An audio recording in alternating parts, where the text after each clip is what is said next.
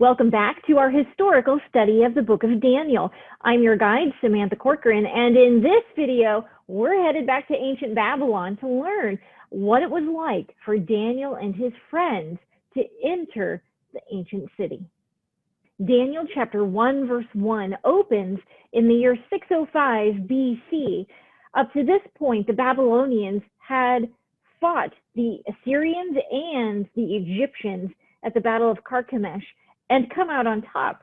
So with Babylon as the new empire, they come back to Jerusalem 3 times, taking captives along the way. And you can read about this in 2 Kings chapters 23 to 25. Nebuchadnezzar taking these articles from the temple was actually a fulfillment of Isaiah chapter 39. If you remember back, nearly a century before this, King Hezekiah, in a moment of weakness, showed the Babylonians the treasury and all of those articles of gold and silver from the temple. They knew it was there. And when King Nebuchadnezzar came, he took some. And we'll see this play out later in chapter 5 of the book of Daniel. Now, when the captives are brought back to Babylon, King Nebuchadnezzar is looking for the nobility from Jerusalem, those who are the most handsome or beautiful, those who are the smartest, those who catch on quickly, so that he could enter them into his service for the Babylonian Empire. I love how in verse 4, it specifically says that Ashpenaz was to teach them the Babylonian language and writings. What that really looks like is this.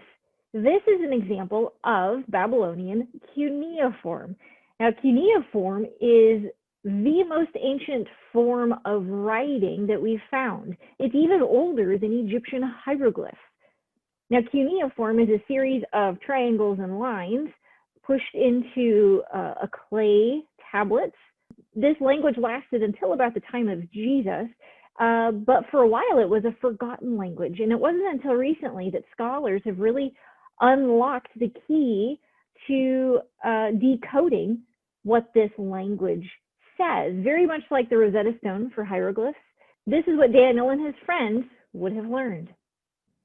So they understood all kinds of writings on lots of different subjects, which would have included magic and divination, as well as mathematics, including trigonometry. We now know a recent discovery showed that the Babylonians were doing trigonometry on cuneiform. And they may have even studied Hammurabi's Code of Ethics. Hammurabi was one of the first kings of Babylon and the first in the world that we know of to institute a code of ethics, how to treat people. You may have heard Jesus say, you've heard it said, an eye for an eye. That came from Hammurabi in ancient Mesopotamia. And Daniel and his friends probably read through that code of ethics as well. Now in verse 7, we see the Babylonians exercising their sovereign control over these new Hebrew captives. As another way to help them forget their past life, they get new Babylonian names. Now, if you remember, the names Daniel, Hananiah, Azariah, and Mishael all refer back to the one true God, and their names reflect that. So Daniel means God, El, is my judge. Hananiah means Yahweh is gracious. Azariah means Yahweh has helped. And Mishael means who is what God is. But their Babylonian names took a very different twist. Instead of honoring the one true God, they now honored the false gods of the Babylonians. So Daniel's name is changed to Belteshazzar, meaning Bel protects his life, Bel being a Babylonian god. Shadrach was changed to mean the command of Aku, also another Babylonian god. Meshach, who is what Aku is, and Abednego means servant of Nebo. Their hope was that using these new names would erase their old identity and the God that they served, and help them to think about these new Babylonian gods that they should now serve. But what we see is that Daniel and his friends do not forget their old identity. In fact, it stays with them, especially even in the next few verses when it comes to food. The food from the king was very rich and most likely not kosher, and did not follow the Levitical food laws that Daniel and his friends were accustomed to following. More than not being kosher, the food at the Babylonian king's table may have already been sacrificed to idols, to their gods. If you fast forward to 1 Corinthians, we read about Paul addressing that as well. So that was a big thing in the ancient world, was to dedicate your food to the gods before you consumed it. Same with the wine that would have been served. It may have been even poured out like as an offering, a libation to their gods. And so for Daniel and his Hebrew friends, that would not have been okay for them to partake in and still follow their one true God. Now, as far as vegetables and water to eat, it may not have been quite that boring. You see, vegetables would have also included beans and pulses, and as far as the actual vegetables themselves, that would have included many of the same vegetables that we eat even today. So interestingly, some Babylonian recipes have been discovered written in cuneiform and have been remade by modern day chefs.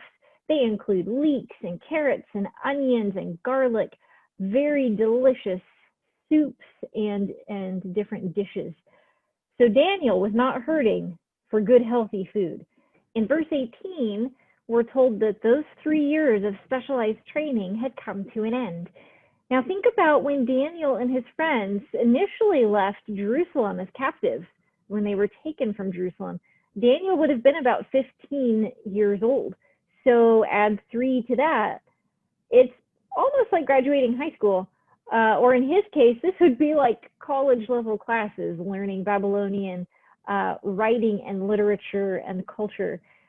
So imagine an 18-year-old advising the king of the largest empire in world history at that point. That's amazing that God had turned this horrible situation into something good, that Daniel could be there to support the king in a position where they could bless their captors and build the society that Jeremiah had talked about in chapter 29. And in verse 21, we get a preview for how long Daniel serves Babylon and later Persia. Daniel, when he was taken captive at age 15, add on the years through Nebuchadnezzar, through Darius, through Cyrus, he lived to be around 85 years old and spent his entire life in captivity in a foreign land. So chapter 1 finishes with some hope that Daniel and his friends aren't done yet living out their faithfulness to the one true God.